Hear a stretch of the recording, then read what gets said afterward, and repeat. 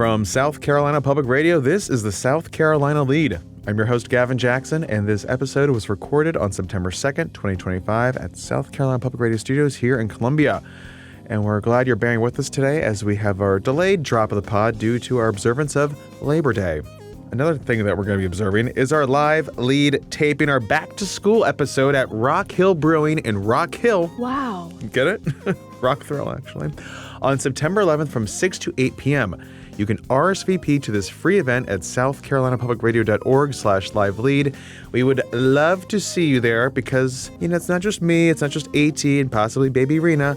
We're going to have two other special guests there, including Winthrop University Political Science Professor Dr. Scott Huffman and AP National Political Reporter Meg Kennard. Yes, they're joining us because we are post-Labor Day. The campaign trail is heating up as we start our little jaunt to the June primaries.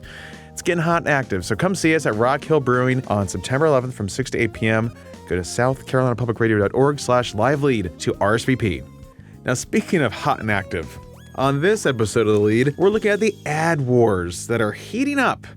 And we're on the campaign trail with Lieutenant Governor Pam Evette in Walhalla. Congressman Joe Wilson was recently in Syria, and we find out what Governor McMaster thinks about Taylor Swift's engagement. And we say goodbye to a journalism icon, Charles Bierbauer. The Lead loves hearing from everyone. That's why we have our voicemail box set up at 803-563-7169. Summer's over, sadly, folks, so let us know what's on your mind as we fall into fall. Let me know about your pumpkin spice proclivities. We'll begin Gavin's PSL watch when I have my one annual pumpkin spice latte, usually in October. The watch begins. 803-563-7169. Give us a call.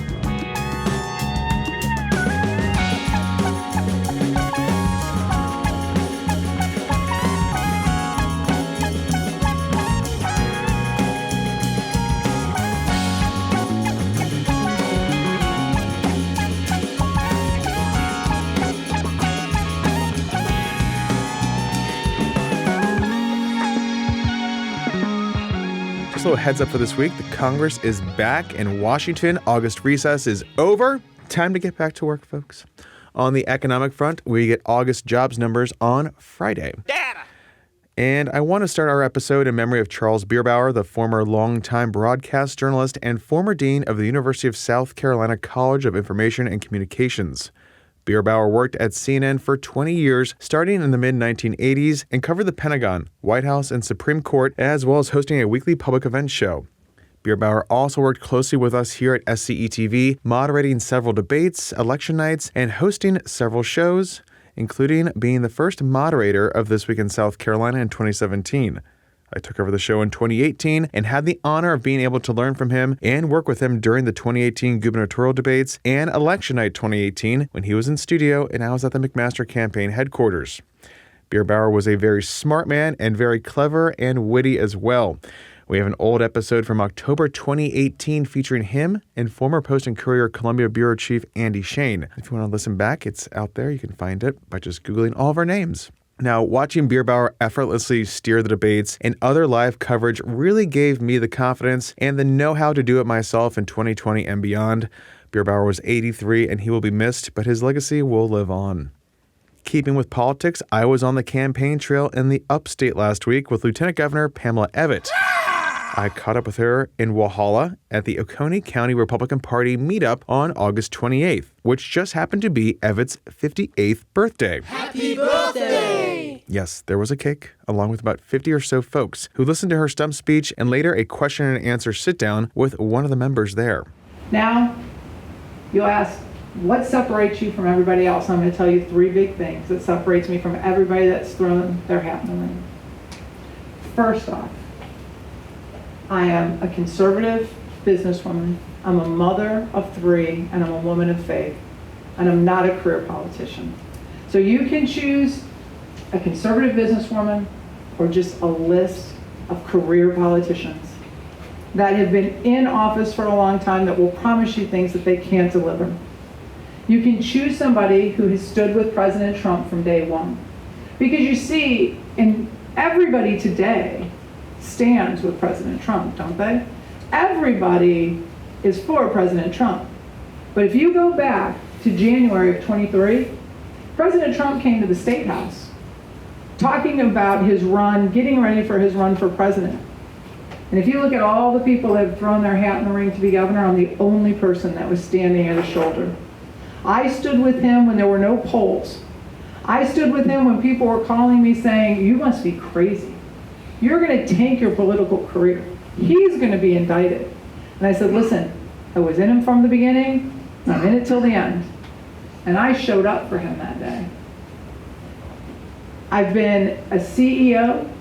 I've worked the executive branch in the public sector and the private sector now. And on day one, I will be ready to fight for South Carolina, for you. Wearing a white blouse, dark teal tweed skirt suit, and matching Tory Burch flats, Evette smiled, introduced herself individually to everyone in the room, posed for photos, and took time to connect before her remarks. So really conveying her positive attitude on the campaign trail, which is also her personality and her approach to politics. And you need to make such connections even at the smaller events because it's critical, truly critical, because every vote counts. And that's especially true in primaries where turnout is always much lower than general elections and is made up of more dedicated party people. Where are my party people at? Y'all ready for this? But like with any campaign, you have to fight for your right to party. Well, actually, you have to fight for the right to get your party's nomination is what I meant. There was no easy way to say that. And with 4 other candidates in the race, that means having to throw some punches. So I asked her about Congresswoman Nancy Mace's claim that, quote, no other candidate for governor has been there for Donald Trump like Nancy Mace, quote. And the Congresswoman cited getting the former director of the Secret Service fired following the assassination attempt on Trump's life, which is not entirely why Director Kimberly Cheadle resigned. Rather, it was a multitude of things, including the Oversight Committee's hearing that Nancy was a part of, or the $15 million settlement from ABC News over George Stephanopoulos, inaccurately saying that Trump was civilly liable for raping E. Jean Carroll when Trump was in fact found liable for sexually abusing her. That misstatement came during Mace's interview on ABC's This Week. Now, here's what Evette had to say when I asked her about being there for Trump more than Mace. What I can tell you, Gavin, is I have never said anything bad about the president, right? Nancy Mace was always not on Team Trump. She basically said that he was a disappointment to the Republican Party. I mean, she's on the record. These aren't things I'm making up. We could run clip after clip of the negative comments she's made about the president. And when it came time to stand by the president for this 24 election, she was nowhere to be found. I think she was the last elected official in South Carolina to throw her endorsement to the president. So, yeah, that's kind of hard for me to reconcile that statement. So you see things are heating up there. Now, the next day, the AP's Meg Kennard, friend of the pod, reported that Evette's campaign was dropping a $1 million month-long ad buy on TV, radio, and streaming. It kicked off with ads during the past weekend's biggest college football games. In fact, you probably saw some during the Clemson versus LSU matchup and the South Carolina versus Virginia Tech matchup. And if you didn't catch it, well, take a listen and we'll talk about it in a moment. Tell me what you hear. What stands out to you?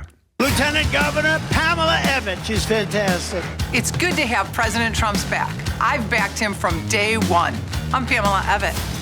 When Trump ran for president, I stood by him every time, even when others turned their backs. Now I'm going one step further, bringing President Trump's America First agenda to South Carolina. I'm Pamela Evette. I'm a businesswoman, a proud Trump conservative, and I'm running for governor. Your lieutenant governor is going places. You do know that, right? Pamela Evette. Did you get it? 2 things? One. Trump. President Donald Trump, yes, it was all over that ad. And Pamela Evette's name, because that's what it's all about. Name ID and Trump. That's what it is right now for the primary for these voters. And that's what this buy will get you for $1 million. And when you raise that much money in the first 24 hours of your campaign launch, well, time to start spending it. But it didn't stop there, folks. In fact, Evette was out with another ad on Tuesday, this one directly targeting Mace and her previous attacks on Trump following the January 6th insurrection and Trump's harsh words for Mace during the 2022 campaign trail when he endorsed former state representative Katie Arrington over Mace in that 2022 primary, despite previously endorsing Mace in 2020. Who's the real Nancy Mace? Horrendous rhino known as Crazy Nancy Mace. A vicious never-Trumper. Do you believe the president has a future in the Republican Party? I I do not. The first thing Nancy Mace did when she got to Washington was start attacking Republicans and hold a fundraiser for wacky Liz Cheney. Never Trump Nancy fought to censure President Trump, called him dangerous to our nation, and supported Democrat efforts to elect Joe Biden. Crazy Nancy Mace. She's a terrible person, and she has no idea what she's doing. Don't be fooled by Never Trump Nancy. The campaign says that ad will run on streaming and digital platforms statewide as part of a six-figure digital buy. And Mace said Tuesday that, quote, there is nobody else in this race who can go further back as a supporter of President Trump. I didn't wait until it was popular. I was with him from day one.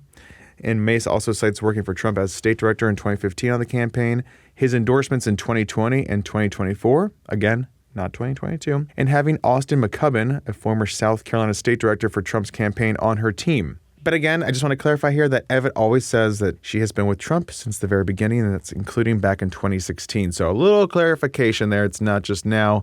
But if you think Evette was the only one out with ads during the football games, think again. Senator Lindsey Graham's Golden Age ad that also featured a lot of President Donald Trump and the Big Beautiful Bill was also on the airwaves this weekend. Now, we told you about this ad back in July when it first aired as part of a, quote, significant statewide cable and streaming buy, quote, and the campaign told me today that they have done another significant buy for college football season, which has reached other voters compared to those traditionally catching the ads on channels like Fox News and Fox Business.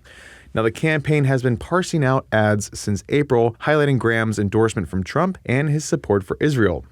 Graham is fighting for the Republican nomination so he can return to the Senate for a fifth six-year term. And Graham has a war chest of more than $15 million, a well-oiled campaign machine, and key endorsements from Republicans up to the top with Trump. And in fact, he got another endorsement on Tuesday from Dr. Ben Carson, who's a former secretary of the U.S. Department of Housing and Urban Development. Pivoting to the Low Country, on August 25th, retired U.S. Air Force Lieutenant Colonel Alex Pelbath, a Republican, announced his campaign for Congress in South Carolina's 1st Congressional District, pledging to join President Donald J. Trump in the fight to take America back. Pelbath said that he has spent 22 years in the Air Force, flying over 4,000 hours, including more than 1,000 in combat. In August 2021, he served as Air Mission Commander for the final evacuation from Kabul, Afghanistan, overseeing all aircraft involved and personally flying the last American plane out. Pelbath outlined this and his conservative ideology in his launch video on YouTube. I never planned to run for Congress, but I've witnessed the devastation caused by career politicians' weak leadership. We can't let that happen anymore. Our country needs leaders, not politicians. Leaders who will stand with President Trump and fight to make America great again. That means ending the flow of illegal immigration, stopping the woke nonsense in our schools and military, and fighting for an economy that rewards hardworking, low-country families. Combat leaders understand that mission is everything. My mission is clear. Provide President Trump the reinforcements he needs. Deliver common-sense leadership that will make the Low Country proud. Pelbath graduated from the U.S. Air Force Academy, is married with 2 children, and lives in Mount Pleasant. He is one of 3 Republicans who have filed for the seat. Congresswoman Nancy Mace is vacating in her bid for governor. State Representative Mark Smith is also running, as well as Jack Ellison. 3 Democrats have filed as well, according to the FEC, including Mac Defford, who narrowly lost the nomination in the 2024 race. The district, which represents parts of Charleston and the Low Country, is solidly Republican due to redistricting that was upheld by the U.S. Supreme Court. And some additional tidbits for y'all. 2nd Congressional District Republican Representative Joe Wilson spent part of his August recess in Syria. On August 25th, Wilson and Senator Jeanine Shaheen of New Hampshire, the top Democrat on the Foreign Relations Committee, made up the first official U.S. delegation to enter the country in years, according to the New York Times. The report noted that the two met Syria's transitional president, Ahmed al-Shara, and other top officials, and they maintained that removing the sanctions the United States had imposed when Bashar al-Assad was in power was key to attracting investment from regional partners, providing long-term certainty for the Syrian economy, and sending an unmistakable signal of American support. In this article, Wilson was quoted as saying, quote, "I, over the years, have been working with the Syrian American community, and they've always had a dream that one day Damascus would be free, and I believe it has come," quote. The two are set to put language repealing the sanctions into the annual National Defense Authorization Act, which is that must-pass annual Pentagon policy bill that the Senate is expected to take up this week because they're back, folks. And now I know you've been waiting to hear the most important news, the most important reaction to the biggest pop culture news of the year, for some. Of course, I'm speaking of last week when Governor Henry McMaster weighed in on Kansas City Chiefs tight end Travis Kelce proposing to mega superstar singer/billionaire Taylor Swift. In a press gaggle, McMaster said this about the news. That's the big news for today, huh? It was spread like wildfire. Well, I tell you what, she seems to be very popular. I mean, she's got hundreds of millions of followers. I tend a little bit more towards country music and old rock and roll and a lot of those other things, but she's definitely talented. And I think it's just a grand thing to have a young woman making her way with such a style and fascination with people. It might get a lot of young folks decide they want to write music, do some singing, or music's good for you. Anything musical is good for you. I know. I just had to put it in. I was not in that gaggle, folks, but I know you wanted to know. And on the way out, Monday was Labor Day, hence why you're getting this podcast later on Tuesday. While I was fortunate to be off, I was unable to cover the South Carolina AFL-CIO's Workers Over Billionaires Labor Day rally and march at the State House. The organization had speakers from several labor unions representing local teachers, postal workers, dock workers, food service workers, and more. Organizers called the rally a success with more than 300 folks turning out in support.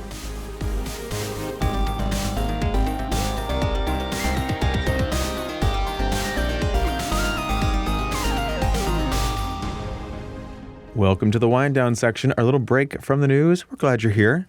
A.T. Shire, lead podcast producer, welcome back. It's so good to be back, Gavin. I love being in this time zone. Right? I love being in this time zone. I hated where I was 2 hours behind. Gosh, it wasn't even 3. I felt so disconnected from my life here. It was like, Rena's in daycare, but it's 6 a.m. You know what I mean? Yeah. Like, it was bad. It was not good. I was talking to my mom about that too when I was in Seattle. You know, we're 3 hours. Yeah. I can't. And then also, I think we've talked about this in the past when I was in Iowa. Like, Central Time is even more annoying because it's just 1 hour, but it's 1 hour too much. It's not right. You're behind everything. The news happens in the Eastern Time Zone. I'm sorry, America. No, you are right. You're not wrong. But but the point that I wanted to raise is like, anything that at any moment is forcing you to do math, like that is wrong. And just like CPU usage in your brain that's just devoted to an annoying little thing, you know? Like, I don't want to be doing math that often. Well, that's why we're on military time, bro. I do love military time. I know. Everyone gives me such a hard time for it, but I'm always doing math when I see the time. But it really did make me think, like, we're coming up on daylight saving time. Thank you. And it's like, I do think that one of the most crucial parts of a good relationship is if you agree on the right time, on the time that you like. You know what I mean? Yeah. This is what I was thinking about while I was alone in Salt Lake City, where like I've met some people, both famously Dan and Bran from the quiz show. Yeah. They like the bright early hours. They like the fallback hours. Yeah. And I hate those hours. I kind of do. I'm the spring forward guy. I like bright later, and Caitlin agrees. She likes bright later. Thank God. And I think that if you have the two opposites, that relationship is not going to work. If you're a morning person who likes fall back, you're not going to get along with a night owl who likes spring forward. I'm going to hit the pause right there. Please call us right now. If you are one of these... You know you have an opinion on this. 803-563-7169. Stop the car. Stop brushing your teeth. Call us right now. Especially if your partners are in different stances on this. I can't... It'd be like if I married a Dallas Cowboys fan. You know what I mean? Like, it wouldn't have worked out. Could you... What about Washington? Washington has been such a non-player for most of my lives. Okay, never mind. Do you have to say those words? Yeah, we also scored 55 on them in the NFC Championship game. Also, this is Friday. You're going to hear the first post-Eagles game AT of the year. Oh, God. Yeah, it's going to be bad. It starts on Thursday. Oh. Yeah, Eagles unfurling that Super Bowl banner. Go Birds. She's that Instagram video where it's like the girlfriend walks in to the living room and her boyfriend's on the couch and she's like, oh, we're going to go do Sunday brunch. And he's like in a game, like some uniform. And she's like, what? It's happening. It's He's happening. Like, hey, yeah, I'm the guy. You're the girlfriend right now. That's give right. me another beer. And she's like, yeah. So yeah, that's where I'm at. But I watched all the games this week, and it was great to see the Gamecocks win. It was. I mean, I know we have some Clemson fans listening. Clemson with a P. It was nice to see them fall to earth a little bit. You know, that was a little. They were getting too high and mighty for their own good. And good for them with their ranking too. I didn't know that they were ranked fourth. I mean, but they shouldn't have been. Clearly. Well, yeah. Decent. But again, I've talked about this before that the true Death Valley is in Baton Rouge, Louisiana. I've been there. I've covered Baton Rouge football, Louisiana football, and it is different. And I will say, as to why, if someone wants to really drill down on this, they have a live tiger. Yeah, they have an encampment for the tiger, and Clemson has a rock, which I know special rock. Which I know we were just talking about the late Charles Bierbauer, and we were reminiscing. I was looking back at photos because I wanted to find a photo of me and Charles, and we had one, thank God, from the studio here with a lot of downlighting. Yeah, the wonderful downlighting of our studios, and another photo I came across because Andy Shane was with us in that episode, and he was also on the debate stage with us. And while Charles, being the respectable, upstanding man that he was, he did not come out with us the last night of those debates. Right, so we were up in Clemson for 2 days. First night I was moderating with like Shauna, and like Charles is also on the stage moderating too, but we're all kind of like rotating, asking questions. He's kind of like the MC. Shauna Adcox. Yeah. The next night was me and Andy, and Charles was still on there. Yeah, I remember. And so after that, we all went out downtown Clemson like we were college kids, basically. Sure. A lot of fun, a lot of memories. And then on the way back, we made our Uber driver stop by Howard's Rock. Okay. Rock on Howard. We have this group photo. It's like me, Andy, Shauna, Amy, and our friend Kate. And we're all just like standing like all group photo outside of like the gate. And you can see the rock in the background. I was just like, I don't even know what this is about. But it was just a fun memory. Their back special in 2018. Rock. You know what would have made that picture better? If it was a live tiger. Yeah, totally. Right? If it was a live tiger. We tiger. could wake up Mike and say, hey, baby, we need a photo. Yeah. Now, of course, people are going to have issues with having the live tiger, and a lot of people do, but it's still very impressive to see that You say situation. that, and then you see a live tiger, and you're like, oh, I kind of get it. And then they bring it out on the field. I'm like, Yeah. No, I get it. And Bierbauer, the night before, we had a little after party at the hotel lobby bar, and he's sipping a glass of wine. We're just chit-chatting. Of course. I felt like such a big deal because I was like having one-on-one time with him. Mm-hmm. And it's other people too, but he was like chatting me up. And we were, I don't know, I think someone's having a debate about French fries versus tater tots. And in the most deadpan, that's a good one. honest to God response I've ever heard, to this day we still don't know if he was being facetious and overly dry or not. He simply said, "What's a tater tot?" No. This reminds me of Andrew Lloyd Webber claiming he's never had peanut butter. To his credit, that's not true. You've had a tater tot. I don't know. Bierbauer was pretty, I don't want to say highfalutin because I feel like that makes him sound pretentious, but I don't know if he ever really encountered that version of a fried potato. He wasn't slumming it with us peons eating our tots. Okay. Or maybe, I'm sure he's seen it, he just maybe never knew. They had kids. I mean, he knows what a tater tot is. Surely he knows what a bagel bite is. That's been a core memory. He was a great guy. Dedicated. He was a great guy. God, like you don't mess around with him either. Like we were both very young. intimidated by him. We were both young when we met him, and he was nice to us. And he's sort of almost the reason why we're here BSing together right now. You know? Honestly, like we did the podcast first, and that was like kind of like my warm up act to get my feet wet to take over this week in South Carolina because I'm like, wait a minute, I'm taking over a whole show? Yeah. Okay. What the hell? It's funny, though. Smiling on the outside, terrified on the inside. If you go back and listen to that 2018 episode, oh God, it's so much different than what it is now. Yeah. And it's just a funny little time capsule with a guy who's going to be sorely missed. So R.I.P. Mr. Bierbauer. You know, Yes. it was you were a great guy, really nice, especially to two young guys that you didn't have to be nice to. You know, That was like 400 episodes ago, right? We're on 644. This is episode 644, and we're staring down the barrel about 48 straight weeks of episodes, Gavin. So Wait, what do you mean? There's no more vacations? Wait, what do you mean? No. So with that in mind, Gavin, go ahead and hit the outro. We love you. We're back. Go Birds. I really hope we beat the Cowboys, but it's going to be nice unfurling that Super Bowl banner in their faces. Okay, goodbye. It's all hurting. This is adding insult to injury. The fact not only are we vacationless for a couple more weeks, the Eagles are going to be there every week determining our fate and our psyche. I'm glad that, everyone was in a good mood for football being back. But let us know again about daylight saving time and which one you prefer, as we also see that one coming down the pike soon. 803-563-7169. We would love to hear from you guys. Also, come see us in Rock Hill at Rock Hill Brewing September 11th from 6 to 8 with Meg Kennard of the AP and Winthrop University political science professor Scott Huffman. We're going to be talking campaign trail. We'll be answering some of your questions as well. And of course, you can stay up to date with the latest news on scetv.org and southcarolinapublicradio.org. That's where you register for the live lead taping, by the way. And don't forget to support your local newspapers. The South Carolina Lead is a production of South Carolina Public Radio. Our producer is A.T. Shire. Amy Crouch is our supervising producer. Sean Birch is our executive producer. This podcast is produced with support from PRX and is made possible in part by a grant from the John S. and James L. Knight Foundation, as well as listener contributions to the ETV Endowment of South Carolina. For the South Carolina Lead, I'm Gavin Jackson. Be well, South Carolina. I don't remember how it goes. I think you press...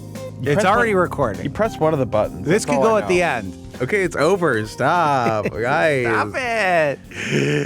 I know you still see a couple seconds left. It's over. It's over. But what if it wasn't? Put in code GAVIN for MeUndies.